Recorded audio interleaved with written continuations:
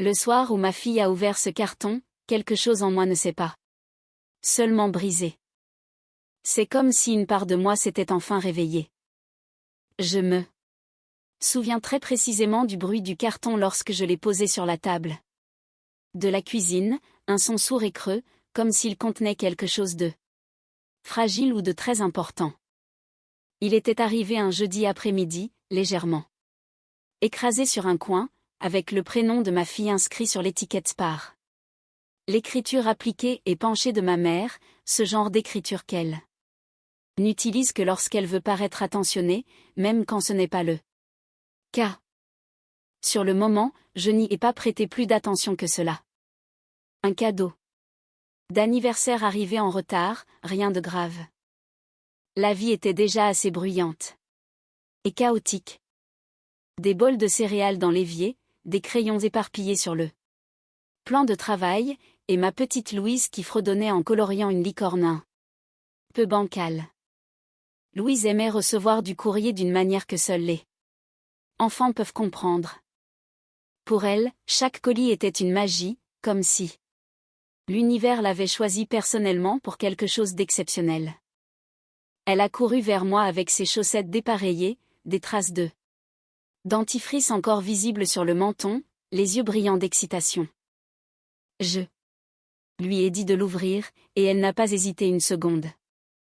Elle a retiré le ruban adhésif, a déchiré le carton et a soulevé avec soin des couches de papier de soie blanc, pliées avec une minutie presque obsessionnelle. Rien que cela aurait dû m'alerter, mais je ne cherchais pas encore de signe. Lorsqu'elle a enfin sorti la robe, son visage s'est illuminé instantanément. Elle était rose, douce, délicate, avec de minuscules étoiles brodées près de l'ourlet qui scintillaient juste comme il fallait à la lumière. On aurait dit une robe sortie d'un livre de contes, le genre de vêtements qu'une petite fille porte pour se sentir appartenir à un monde féerique.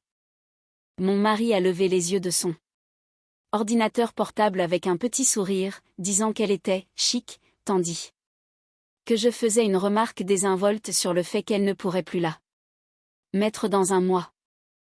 Mais Louise se fichait bien du côté pratique. Elle la tenait comme si c'était la plus belle chose qu'elle ait jamais vue. Elle l'a enfilée par-dessus ses vêtements et a tourné sur elle-même lentement, le tissu flottant doucement autour d'elle. Pendant un bref instant, j'ai failli sourire. Il y avait quelque chose d'indéniablement doux dans cette scène. La façon dont elle s'admirait. La façon dont elle croyait à la magie d'une chose aussi simple qu'une robe. Mais soudain, elle s'est arrêtée. Pas progressivement, pas pour jouer, elle s'est juste figée, comme si quelqu'un avait appuyé sur le bouton. Pause. Elle a baissé les yeux vers le devant de la robe, ses sourcils se fronçant d'incompréhension. Sa voix était si petite et incertaine lorsqu'elle m'a demandé ce que c'était.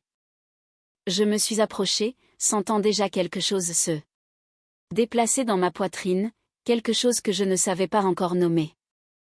Elle a tourné la robe pour que je puisse voir ce qu'elle regardait.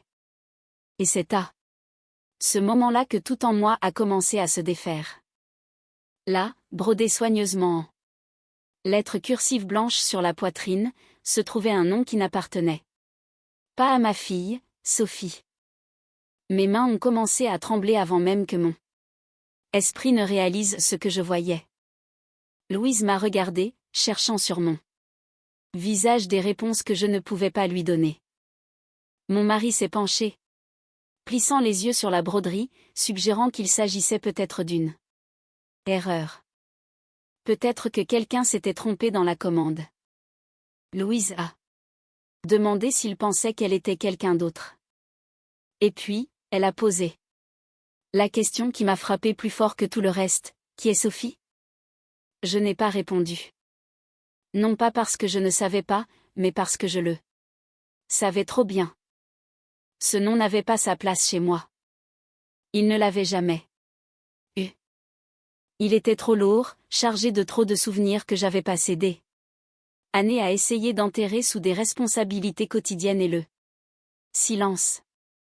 Louise a tenté de passer à autre chose, disant que cela ne la dérangeait pas, que la robe était toujours aussi jolie, qu'elle pouvait la porter quand même.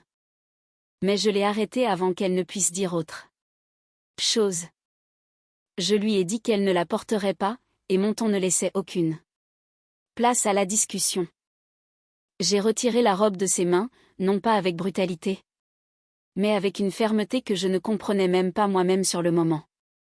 Je suis allée dans la chambre et j'ai refermé la porte derrière moi. Je me suis assise au bord du lit, la robe toujours sur mes genoux, mes mains tremblant si fort que le tissu bougeait avec elle. Ce n'était pas exactement la même robe, mais cela aurait pu l'être. Même nuance de rose, même col délicat, même minuscules étoiles brodées le long de l'ourlet. Je l'avais déjà vue, pas récemment, pas même au cours de la dernière décennie, mais mon corps l'a reconnu avant que mon esprit ne s'y autorise. C'était comme tenir un souvenir qui attendait patiemment de revenir. Assise dans cette chambre silencieuse, une pensée s'est imposée plus clairement que tout le reste, cette robe n'était pas pour Louise. Cela n'avait jamais été pour elle. C'était pour elle. Parce que ce n'était pas la première fois qu'une robe rose signifiait plus qu'elle ne le devrait. J'avais 6 ans la première fois que je l'ai vue. C'était mon anniversaire, ou du moins ce que disait le calendrier. La maison était pleine de monde, des parents, des voisins, des voix qui se mélangeaient en quelque chose qui aurait dû paraître chaleureux, mais qui ne l'était pas. Je me souviens d'être restée près du canapé avec ma brique de jus, regardant tout se dérouler autour de moi comme si j'étais une invitée à la fête de quelqu'un d'autre, parce que cette célébration n'était pas vraiment pour moi. C'était pour ma sœur, Sophie. Elle avait 2 ans de plus que moi, mais cela semblait représenter toute une vie. Ce jour-là, elle venait d'être acceptée dans un programme de danse locale au nom impressionnant. Tout le monde en parlait comme si c'était l'événement le plus important de l'histoire de notre famille. Et puis elle est sortie en portant cette robe, rose, douce, couverte d'étoiles, tournoyant comme si elle devait être au centre de tout. Les gens applaudissaient, les appareils photos crépitaient. Ma mère souriait comme si elle avait accompli quelque chose d'extraordinaire. Je me souviens m'être approchée d'elle, tirant doucement sur sa manche pour lui rappeler que c'était mon anniversaire. Elle ne m'a même pas regardé quand elle m'a ordonné de ne pas tout ramener à moi. C'est à ce moment-là que j'ai compris quelque chose que je ne formulerai pas pleinement. Avant des années, je ne serai jamais le centre de rien dans cette maison. Sophie n'était pas cruelle au sens habituel du terme. Elle ne me poussait pas. Ne m'insultait pas. Elle existait simplement d'une manière qui attirait toute l'attention vers elle, sans même essayer. Les professeurs l'adoraient, les étrangers la remarquaient. Elle avait cette gravité naturelle et nous, les autres, avions appris à orbiter autour d'elle. J'ai passé des années à essayer de lui ressembler. J'ai copié sa façon de parler, sa posture, même son rire. Je pensais qu'il y avait un modèle, quelque chose que je pouvais apprendre si j'essayais assez fort. Mais quoi que je fasse, j'avais toujours un train de retard, j'étais toujours un peu moins, un peu invisible. En grandissant, rien n'a vraiment changé. Sophie a traversé la vie sans effort, passant d'un emploi à l'autre, d'une ville à l'autre, de relation en relation, atterrissant toujours quelque part juste assez longtemps pour laisser une impression. Puis, un jour, elle a annoncé qu'elle lançait une entreprise, non pas une simple boutique, mais une marque. Elle en parlait avec tant d'assurance, utilisant des mots qui semblaient importants et convaincants, nous montrant des designs et des plans qui ressemblaient à une réelle progression. Elle disait avoir juste besoin d'un soutien pour démarrer. Au début, c'était de petites sommes, quelques centaines d'euros par-ci, un peu plus par-là. Elle présentait cela comme un investissement, promettait des retours, peignait le tableau d'une réussite en plein essor. Mes parents l'ont cru sans hésiter. Et moi aussi, même si une partie de moi aurait dû se méfier, car peu importe le temps qui passait, une part de moi voulait encore croire en elle. Les demandes sont devenues plus importantes, les promesses plus audacieuses, et nous avons continué à donner. Jusqu'au jour où elle a cessé de répondre. Au début, nous pensions qu'un problème était survenu, une urgence, un retard, quelque chose de temporaire. Mais le silence s'est étiré, et la vérité a commencé à faire surface, pièce par pièce. Il n'y avait pas d'entreprise. Pas de commande, pas de fournisseur. Juste une illusion bien construite. Elle avait tout pris et avait disparu. Et cela ne s'est pas arrêté là. J'ai commencé à recevoir des appels concernant des comptes que je n'avais jamais ouverts, des dettes que je n'avais jamais contractées.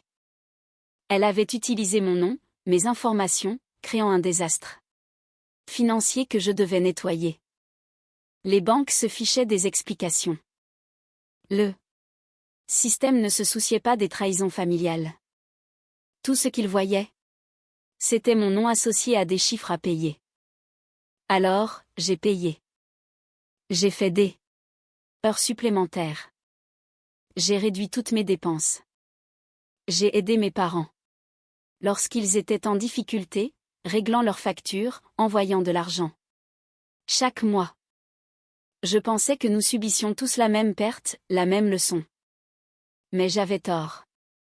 Parce qu'avec le temps, les comparaisons ont repris. Les petites remarques sur la façon dont Louise leur appelait Sophie. Les petits cadeaux qui faisaient écho au vieux schéma. Et puis il y a eu cette robe, là. Sur mon lit. En la tenant, j'ai enfin compris ce que j'avais refusé de voir. Pendant des années. Il ne se contentait pas de se souvenir de Sophie. Il essayait de la remplacer. Cette prise de conscience s'est installée en moi.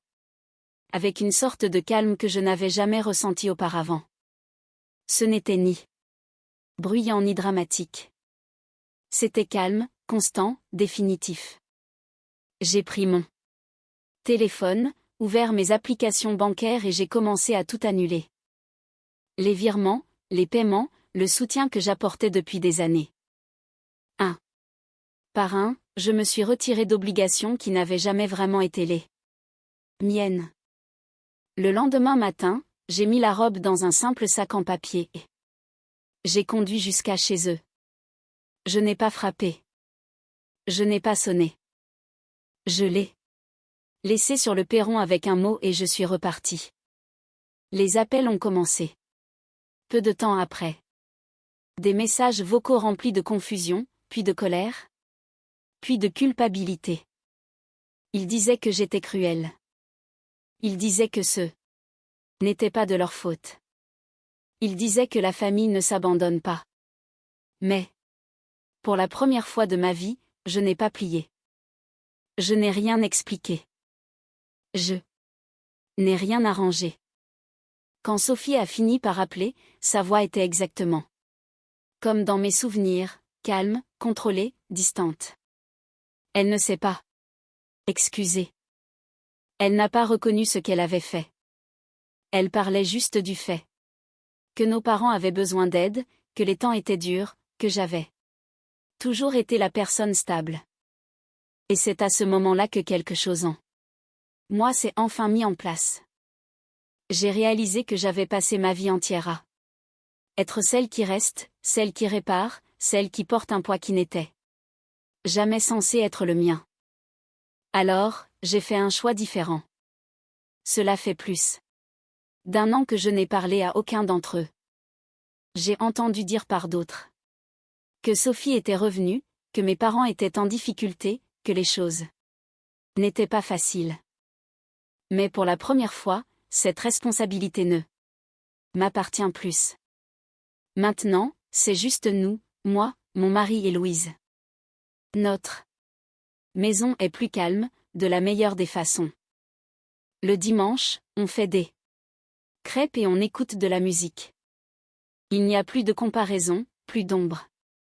Du passé qui plane sur nous. Louise est juste Louise, pas le reflet de quelqu'un d'autre. Et moi, je ne suis plus celle qui reste. Je suis enfin celle qui a choisi.